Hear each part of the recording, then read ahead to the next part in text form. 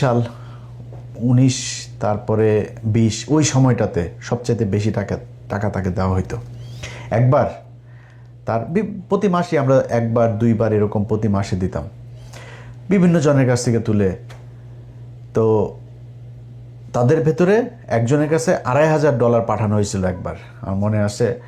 এই টাকা এরকম অনেকে পাঠিয়েছে এখানে, মানে আমেরিকায় যারা আছে আপনি খোঁজ নেবেন, ওই নায়েব আলী, ওই যে মাসুম, এরকম যারা যারা আছে পরিচিত লোকজন যারা আছে আপনারা তাদের কাছে জিজ্ঞেস করেন, সবাই টাকা দিয়েছে এবং মানুষের কাছ থেকে নিয়ে তারপরে টাকা দেওয়া হয়েছে। আমি যদি দিয়েছি $500, আরেকজনের কাছ থেকে নিয়েছি $500, আর যদি কোনো সময় দেখা গেলো $100 আছে, ওকে $100 কত ভাই 1000 হয়েছে, দান পাঠান, এভাবে টাকা পাঠানো হইতো। সেই টাকা $2,000 তাকে পাঠানো হতো। তখন $85, $84, $86 এরকম $1 রেট পাঠানো হইলো।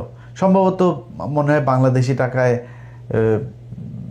2 লাখ বা এরকম অ্যারাউন্ড এরকম কিছু, আমার মনে নাই। বাট $2,500 আমরা পাঠিয়েছিলাম, 2,500। এই টাকা পাঠানোর পরে এখন হঠাৎ করে এই নুরু ফোন দিছে যে ভাই টাকা তো আসেনি। টাকা আসেনি মানে টাকা তো পাঠানো হয়েছে, ওর সাথে নামটা আর বললাম না ওইটা। এরপরে সে ধরা খাওয়ার পরে বলতেছে ভাই আমার বাচ্চা হয়েছে, ওয়াইফের ডেলিভারি, হসপিটালের বিলে টাকাটা খরচ হয়ে গেছে, আমি এটা খরচ করে ফেলছি। পরে আবার পাঠাইছি আমরা। এরপরে আবার ফের এই তুলে তারপরে তাদেরকে টাকা পাঠানো হয়েছে। নুরু এত সহজ না। আমেরিকার জীবন, আমেরিকায় আসে আর টাকা গাছ থেকে পড়ে যায় এরকম না।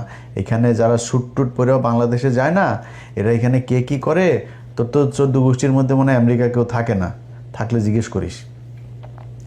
ফকিন্নির বাচ্চা, তুই যে ভাব মারিস এখন, তোর যদি টাকা পয়সা সারা জীবনে যদি তুই বাংলাদেশের সালমান এফ রহমানও হইস, তাও আমরা বুঝবো তুই যে ফকিন্নির পোলা। তোর বাপ চরে থাকতো, তোরা এই কালায়া থেকে যায়, তারপরে তোর থাকার ঘর ছিল না, সেখানে কালায়াতে গিয়ে থাকতে, এটা আমরা জানি। এটা তুই কি ঠিক করতে পারবি? এই কথাগুলো আজকে আনতে চাইনি।